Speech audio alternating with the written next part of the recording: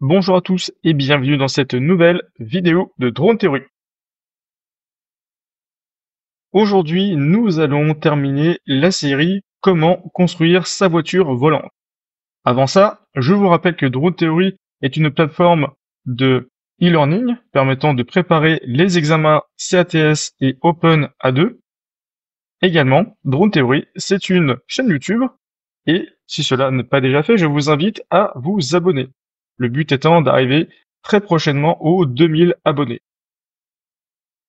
Dans ce dernier épisode sur comment construire sa voiture volante, je vous propose aujourd'hui d'étudier les différents châssis. Et pour cela, nous allons voir les différents châssis des différents constructeurs amateurs que nous pouvons trouver sur YouTube. Alors, comme je vous l'avais indiqué précédemment, je suis parti sur le projet d'avoir 8 moteurs, donc en forme de croix ou un quadrille en fait, enfin 4 bras, c'est ça. 4 bras, 8 moteurs en contre-rotatif pour une certaine redondance et pour avoir une certaine force, une certaine poussée avec les 8 différents moteurs. Pour cela, on a été voir chez T-Motor qui proposait un kit qui allait très bien pour ça, avec des kits moteur ESC hélice.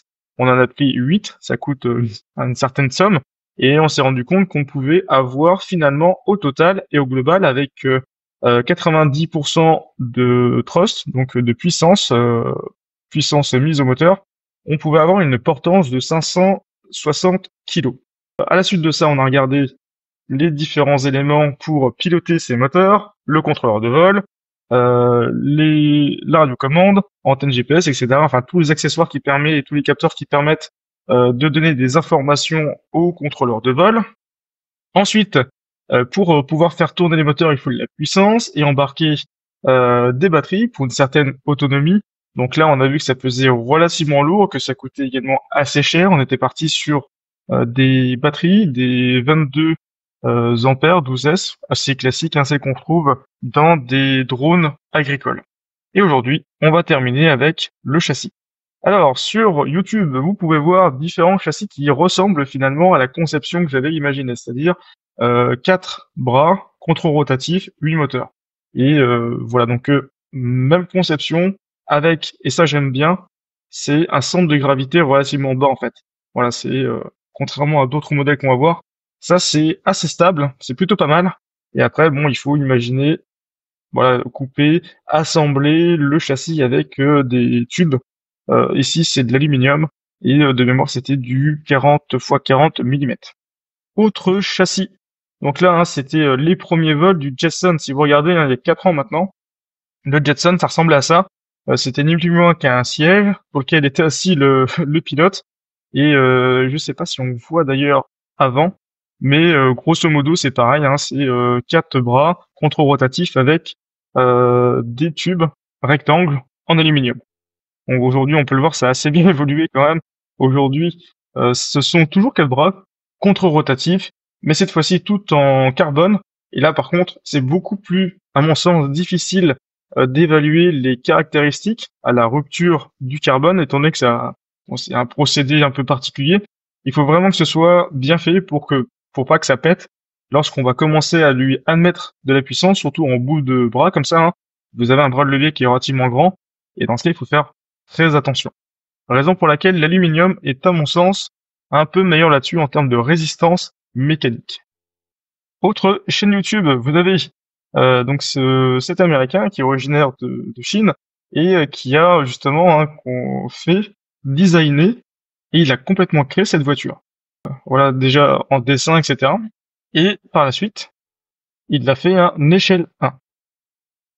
Autre système, autre châssis, là aussi avec un centre de gravité plutôt bas. Pareil, hein, c'est de l'aluminium. Là, c'était du 40 x 40 avec une épaisseur de 3.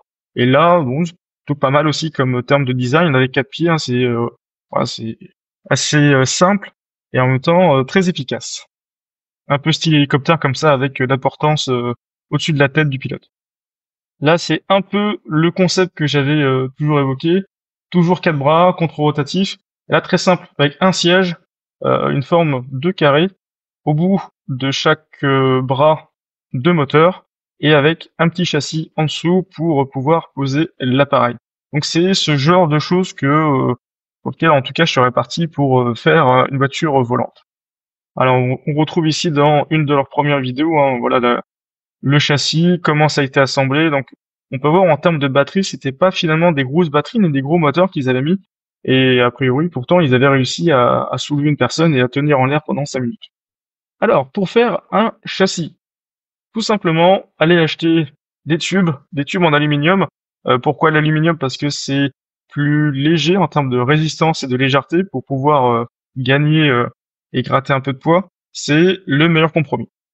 Ici, vous pouvez trouver ça. Donc là, j'ai pris un site lambda, on va dire, hein, lemetal.fr, dans lequel on peut acheter des tubes d'aluminium en carré de 50 x 50 avec une épaisseur de 3 mm et une référence de qualité 60-60. Donc là, vous rentrez ensuite la longueur que vous souhaitez avoir. Donc le max qui peut être vendu, c'est 3 mètres, raison pour laquelle j'ai mis 2 mètres 99, en gros 3 mètres. Et à chaque fois, chaque tube me revient à 80 € TTC. Alors j'ai compté pour faire un tube devant. Si je reprends ici une des vidéos, voilà, je suis parti en fait d'un tube devant, un tube derrière de 3 mètres, et sur chaque traversant également prendre un tube de 3 mètres pour garder une certaine distance entre les hélices.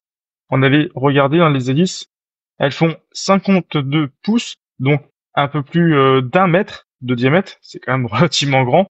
Et donc pour les espacer, j'étais parti sur une longueur de 3 mètres. Et de toute façon, le fournisseur ici, le metal.fr, ne pourrait fournir que des longueurs de 3 mètres. Donc de mon tableau, je suis parti sur 4 longueurs de 3 mètres. Et également du coup sur le poids. Le poids au mètre est de 1,6 kg. Donc pour chaque barre qui font 3 mètres, il faudra faire 3,1,6, qui fait grosso modo 4,8 kg. On reporte tout ça dans le tableau. Hop, les 4,8. Voilà, donc c'est reporté dans mon tableau.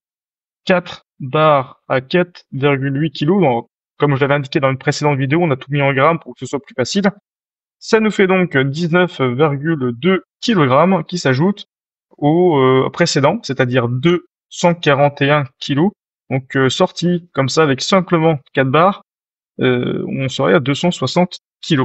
Alors, j'ai pas pris en compte le fait de faire un petit châssis, 2 pattes, ce genre de choses pour pouvoir poser, faire un châssis, un train d'atterrissage, pardon.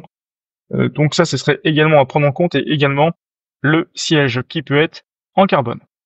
Autre solution, celle qui est sur le Jetson, vous avez des barres qui sont en fibre de verre ou en carbone. Là aussi, donc j'ai trouvé tout simplement le premier site qui venait, le carbonetube.net, et sur lequel vous pouvez acheter des barres de différentes longueurs avec différents diamètres.